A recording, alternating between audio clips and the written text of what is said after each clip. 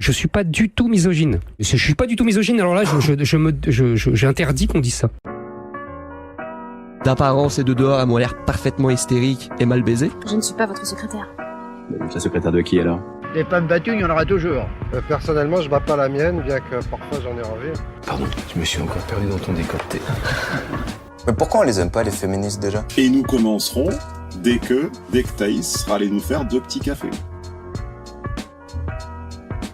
Bonjour à toutes et à tous, vous écoutez Sexisme Invisible, un podcast écrit et réalisé par Le Foilier et produit par La Brèche. Première saison, le sexisme invisible du sport professionnel, épisode 10, des femmes, pas assez femmes. Le sport ayant longtemps été l'apanage des hommes et n'ayant même pas été pensé pour les femmes, comme on le verra avec Pierre de Coubertin, les clichés sexistes et misogynes autour du corps des femmes sont tenaces. On va discuter ensemble de scandales récents qui ont mobilisé une grande partie de la population conservatrice, convaincue que c'est la féminité qui fait la femme. Body shaming, injures transphobes, misogynie, intersexophobie et autres, le sujet est vaste et nécessite qu'on prenne le temps de l'aborder.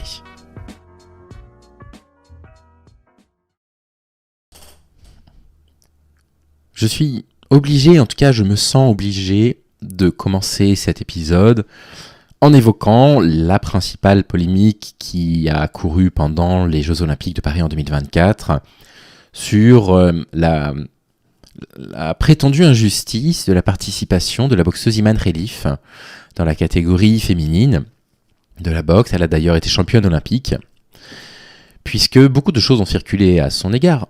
Vous avez forcément entendu parler de cette histoire.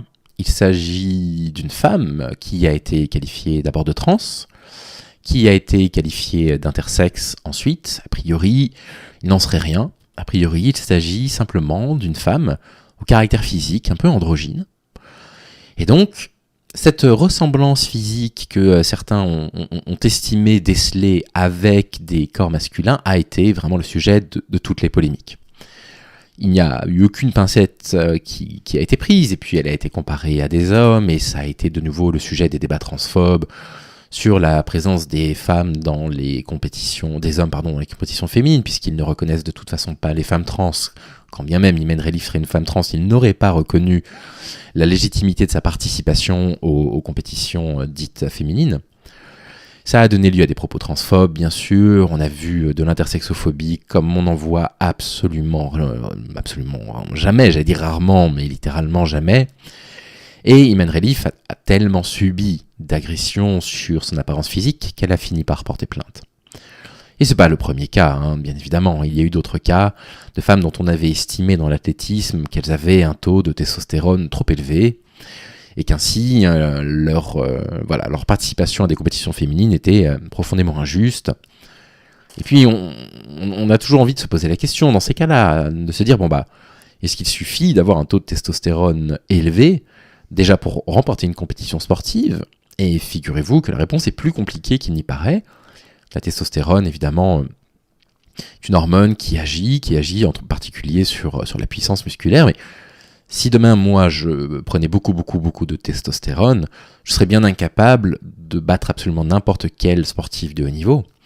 Et donc, ce serait déjà résumer la pratique du sport de haut niveau à une question hormonale, et non pas à une question technique, à une question de répétition de gestes, à une question d'entraînement, etc. C'est la première des choses qu'on a envie de répondre. Et la deuxième des choses qu'on voudrait répondre, c'est que ces personnes-là ont l'air de considérer que pour définir un homme ou une femme, en fait, c'est très simple, il suffirait de déterminer un taux d'hormones. Un tel taux d'hormones, ça donne un homme, tel taux d'hormones, ça donne une femme. Ce qui est tout à fait curieux, puisque ce sont les premiers, les transphobes, à décréter que si une femme prend de la testostérone, elle reste de toute façon une femme. Mais pas Imane Khelif. Imane Khelif, qui soi-disant aurait plus de testostérone que la moyenne, ils n'en savent rien. Cette fausse information a été démentie, elle vient de l'IBF, et on sait aujourd'hui qu'elle est fausse. Là, pour le coup, pour eux, ça fait d'elle un homme. C'est-à-dire que dans certaines situations, ils utilisent le fait que des personnes trans utilisent des thérapies hormonales parce que c'est leur choix, parce que c'est leur besoin, et ils sont les premiers à critiquer en disant ça va pas faire de vous un homme, une femme, mais Imane Khelif, qui elle aurait un taux de testostérone trop élevé, elle, ça ferait d'elle un homme. Bon, c'est évidemment parfaitement incohérent, et on décèle derrière de vraies paniques morales, pour le coup, de personnes qui ont du mal à avancer en société avec les thématiques sociales, avec les nouvelles luttes sociales qu'ils ne comprennent pas. Et cette incompréhension se manifeste par ces propos violents. Alors bien sûr, l'épisode, on ne peut pas le centrer exclusivement là-dessus.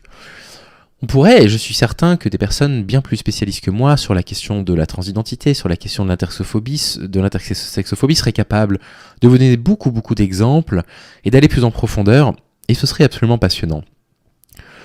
Mais on est obligé d'évoquer aussi autre chose. Il y a eu, bien évidemment, sur les différents réseaux sociaux, un festival de misogynie. Cela, on s'y attendait, bien évidemment, un événement mondial vu par la population mondiale.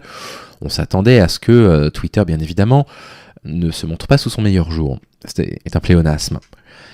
Et vous aviez eu certaines personnes qui se sont amusées à faire des montages photos entre des athlètes, très souvent d'origine suédoise ou norvégienne, et des athlètes d'autres nationalités, et de comparer leur physique. Et puis d'estimer que certains pays avaient des athlètes qui étaient belles, et puis que certains pays avaient des athlètes qui ne l'étaient pas.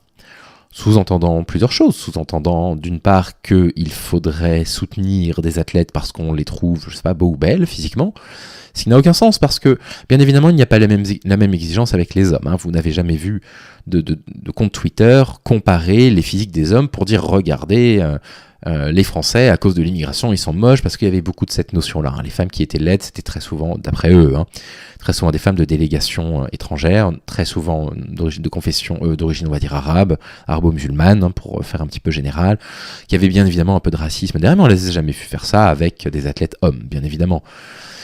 Donc, la question, est-ce que ces réflexions-là sont sexistes ? Bien évidemment, elles sont sexistes parce que les femmes sont de nouveau réduites à leur corps, y compris des sportifs de haut niveau aux Jeux Olympiques. C'est leur corps, le corps, qui va attirer l'attention de l'homme, tandis que chez les hommes, c'est la performance qui va compter.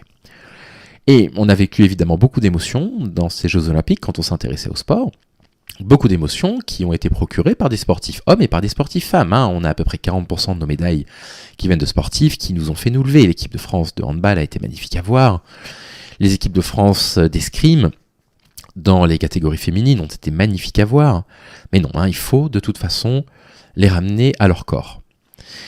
Et donc, on a quand même quelque chose qu'il faut se demander. Est-ce que les femmes ont le droit, aujourd'hui, aux yeux des hommes, de ne pas paraître belles à leurs yeux? Vous comprenez ce que je veux dire? Est-ce que les femmes ont le droit de concourir pour ce qu'elles sont, à savoir des sportifs de haut niveau, et non pas pour ce à quoi elles ressemblent? Pierre de Coubertin, dès le départ, de toute façon, s'était opposé à la présence des femmes dans ces compétitions. Pierre de Coubertin, qui est souvent cité, mis sur le devant de la scène, c'est grâce à lui qu'on a des compétitions de sport moderne, et blablabla.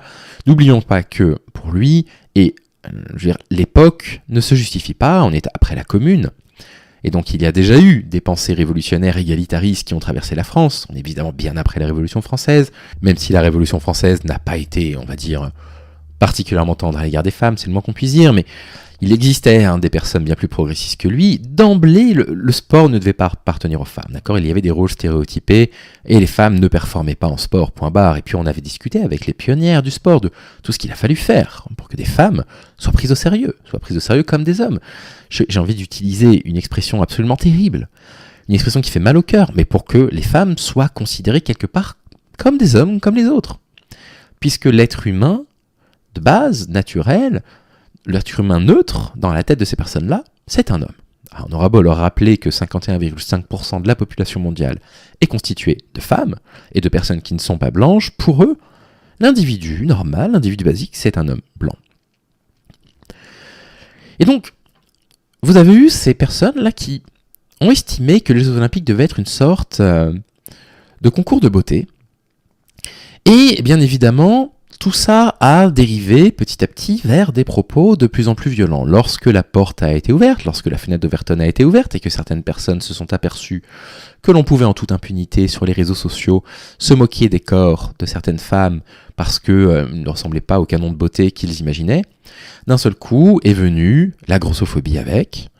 Et donc, les athlètes femmes, parce que les athlètes hommes, encore une fois, c'était autorisé, mais les athlètes femmes qui concouraient dans des compétitions dans lesquelles les physiques qui performent ne sont pas des physiques minces, le lancer du poids par exemple, le lancer du marteau, se sont vus retrouver humiliés sur la place publique, mais encore une fois, pas les lanceurs hommes. Les lanceurs hommes qui ont strictement le même gabarit, c'est autorisé. Les hommes ont la liberté de ne pas être parfaits dans leur corps, les femmes n'ont absolument pas cette liberté. Cette façon que les personnes ont de percevoir le sport, qui nous rappelle évidemment beaucoup de commentaires de Philippe Candeloro, nous montre quoi ? Nous montre que quelles que soient les circonstances, dans la tête de certains hommes, une femme est un corps sexué. Et même sexuel, disons-le. Une femme doit être un corps sexuel, et la fonction d'une femme doit être de stimuler le désir d'un homme. C'est absolument indispensable, sinon elles ne sont même pas considérées comme femmes, presque. On le voit avec le cas d'Imed Renif, qu'on a abordé au tout début de la vidéo. Et se dire ce genre de choses, c'est quand même revenir à une réalité, c'est que le sport est encore une pratique d'homme, avec une vision d'homme. Lorsque vous avez un patineur artistique qui vient faire une représentation, il est gracieux, il est élégant. Lorsque c'est une patineuse artistique, elle est belle.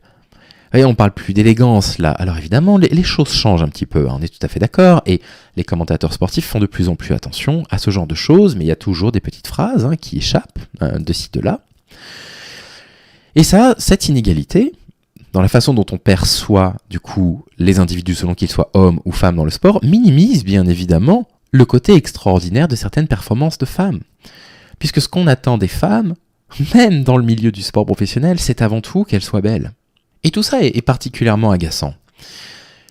Les hommes qui veulent faire de l'haltérophilie, on a entendu ça sur les réseaux sociaux, on l'a même entendu à la télévision, avec Léa Salamé, quand elle faisait ses petits débriefs le soir, développent un corps pour performer dans l'haltérophilie, à savoir un corps qui soit le plus musculeux possible, donc la plupart du temps ce sont des corps qui sont relativement peu endurants, qui peuvent développer une puissance de force très rapide en un temps minimal. Et on regarde ça et puis on comprend pourquoi les hommes ont travaillé à modifier leur corps de cette façon-là pour accomplir telle ou telle tâche, en l'occurrence soulever des poids de plus en plus lourds dans un laps de temps extrêmement court. Les femmes qui font ça, exactement le même sport, ça a suscité une incompréhension générale. Et voilà que j'y vais de mon petit commentaire. Mais moi je serais pas du tout attiré par un corps comme ça, et moi ça c'est pas un corps qui m'attire. Mais est-ce que vous découvrez que les Jeux Olympiques, ça n'est pas le concours Miss France, ce n'est pas un concours de beauté. Et si ça tenait qu'à moi, ces concours de beauté, on les ferait voler en éclats, bien évidemment. Ils n'ont pas de raison d'être. La perception du corps des hommes et des femmes, même si on progresse, à l'évidence on progresse, bien évidemment qu'on progresse, on a vu aux Jeux Olympiques autant les hommes que les femmes. Les femmes ont été globalement autant soutenues que les hommes. Mais dans certaines circonstances, quand il faut aller soutenir une coureuse de 400 mètres, par exemple, qui va avoir un physique certes un petit peu musculeux, mais grand et élancé, là, il n'y avait pas de problème. Pour les sauteuses à la perche, c'est pareil. Il faut qu'elles soient légères et qu'elles aient de la puissance dans les bras. Mais dans certains sports, comme les lancers, dans les sports comme l'haltérophilie, là, ça ne passait pas. Là, les hommes étaient là pour rappeler que le corps d'une femme ne doit pas ressembler à ça. Sous-entendu que les normes du corps chez les femmes sont des normes, on va dire, très restrictives. Voilà ce qu'on attend du corps d'une femme. Tandis que chez les hommes, on tolère. Oui, non, mais on comprend. D'accord, il est un petit peu rond, mais c'est pour lancer le marteau. Mais les femmes, c'est pas pareil parce que c'est pas féminin. Il y a toujours cette accroche de la notion de féminité à l'être des femmes. Les femmes doivent être féminines dans la tête des hommes, y compris dans les Jeux Olympiques. Et malheureusement, il n'y a pas eu énormément de critiques de ça. Bien évidemment, les militantes féministes ont été présentes sur les réseaux sociaux pour dénoncer ces choses-là. Et j'ai été présent, vous l'avez vu, si vous m'avez suivi pendant les Jeux Olympiques, pour rappeler à quel point tout ceci est parfaitement exaspérant. Mais le problème, c'est que faire avancer la société sur la question du sexisme, c'est pas seulement faire de la place aux femmes, c'est aussi changer le regard que l'on porte sur les femmes, nous en tant qu'hommes. Et c'est aussi, et j'ai envie de le rappeler, et je sais que c'est pas facile à entendre, changer le regard que l'on porte aussi sur les hommes. Nous, en tant qu'hommes, nous devons changer notre regard sur les hommes et commencer à être extrêmement critiques de la façon dont les hommes regardent les femmes. Il ne s'agit pas simplement de mesures symboliques. Il ne s'agit pas simplement, nous, de vouloir regarder les femmes sous un nouvel œil, en se disant il faut les considérer comme des êtres humains à part entière et pas comme des femmes, comme si ça voulait dire quelque chose, comme si femme était une identité qui avait un sens précis et défini, figé dans le temps. Il faut aussi qu'on regarde comment les hommes se comportent. Nous devons changer notre regard envers nos homologues masculins. Et j'espère que ce podcast sera aussi écouté par des hommes. Je n'ai pas les mêmes statistiques que sur la chaîne YouTube, parce que c'est quelque chose qu'il va falloir que l'on travaille collectivement. Et effectivement, certains hommes me disent « j'aimerais militer dans le féminisme, mais j'y suis pas le bienvenu ». C'est tout à fait normal, je n'y suis moi-même pas le bienvenu la plupart du temps, et je ne souhaite pas d'ailleurs m'intégrer dans ces milieux-là. Mais nous devons travailler sur la lutte antisexiste, et ça passe par un changement de regard aussi sur nous-mêmes en tant que groupe social homme. Merci beaucoup d'avoir écouté cet épisode. Vous pourrez retrouver ce podcast en différé sur la chaîne YouTube Sexisme Invisible à partir de lundi prochain. Ce podcast existe grâce à la Fédération La Brèche et grâce aux donateurs de la page Tipeee Le Fou Allié. Si vous souhaitez contribuer vous-même à la production de Sexisme Invisible, vous pouvez participer à son financement. On se retrouve lundi prochain, même heure, pour le prochain épisode. Prenez soin de vous.